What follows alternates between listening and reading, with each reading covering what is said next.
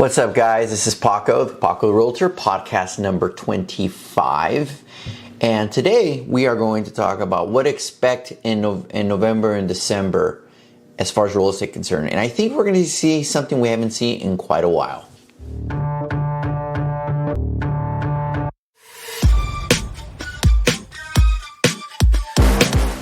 So normally in November, December, we real estate slows down for two reasons. One is it's the holidays.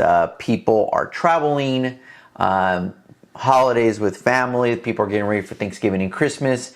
So making a huge life altering change from moving from one house to another, they usually put that aside and wait till next year. The second reason why there's usually less inventory. There's less houses on the market for that same reason. Less people want to try to sell their house. Once summer ends and kids go back to school, they tend to hold off until the following spring and summer. But I think that's going to change this year. And let me tell you why I think that's going to change. I think November and December are going to be as busy as a normal summer would be.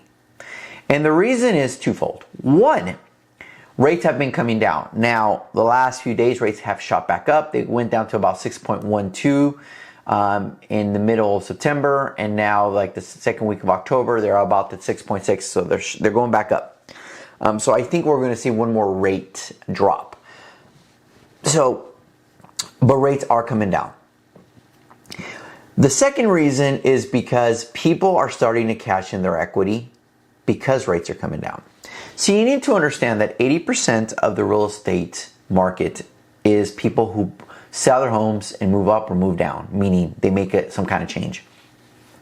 When rates became 3 and 4%, they went ahead and got what I call rate locked, meaning there was no reason for them to move. When you have a 3% interest rate, and if you to sell your house, even with all the new equity you have in your house, but your rate's now 7%, you ain't gonna make that move. You're gonna stay put. Well, now that rates are coming down, and because people are starting to get used to the idea that rates are going to hover between 5.5% to 6.5%, you're starting to see a lot of movement.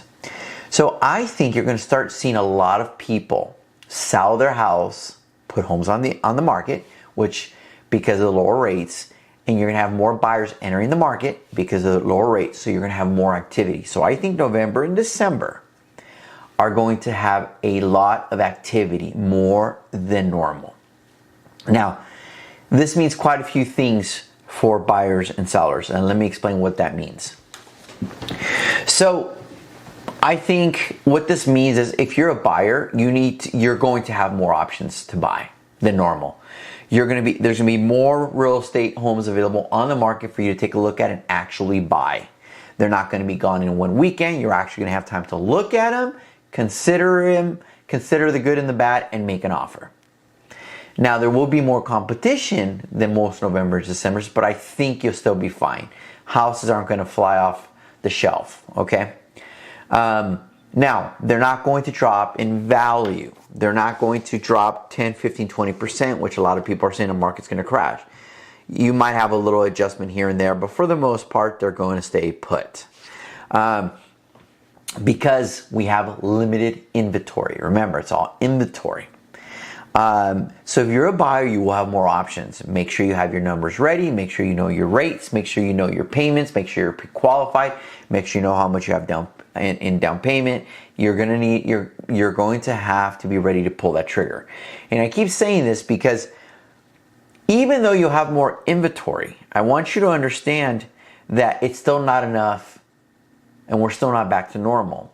So the house you like is probably going to be gone in less than 2 weeks. And if you don't have your loan ready to go, you're going to lose the opportunity to make an offer.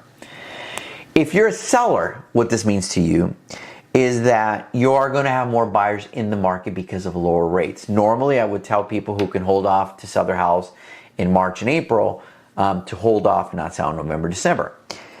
I think this is going to be different. If you're ready to sell because you are worried that rates might shoot back up next year, you're worried about what potentially can happen because of the election with the market, good or bad, I think a lot of people aren't going to stick around for next year because they don't want to risk losing money. So if you're a seller, I think it's a great time to sell if that's what you need to do, without having the risk of what the market might do next year. I think that's a huge component of this. I'm slowly seeing more how the DOMs change. So the days on the market are now went from 14 days to like 28 days.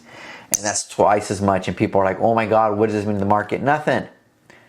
Normal days on market are 45 to 60 days. So even if you sell your house in less than 30 days, you're still below normal. But we got so spoiled that we could sell houses in less than 7 days. And now when a house doesn't sell for 3 weeks, people are like, what is wrong with the house? The other thing is, make sure your house is priced correctly. What I mean by that is, it is a seller's market if you price it at market.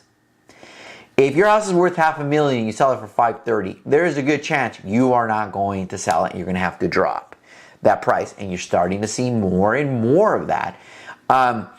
In certain areas, out of California, specifically Florida, I'm seeing that. I'm seeing prices are just below more and more because there's a lot of competition and there's not enough buyers. So they're starting to drive the prices down. Here in California, specifically Southern California, where I'm located, homes are selling at market value. There is no way around it. As long as you price it correctly. If you don't price it correctly, then it will sit on the market for a while. So what's the moral of the story? If you're looking to buy and sell, do not approach November, December like you have in a normal market where like, I'm going to wait till the summer. We don't know what's going to happen after the election, good or bad. So if you want to take that risk factor away, my suggestion to you is you sell this year if that's what you need to do. So you avoid an unknown that can either tank the market or make the market go up. We just don't know. If you have any questions regarding this or you want me to give you an analysis,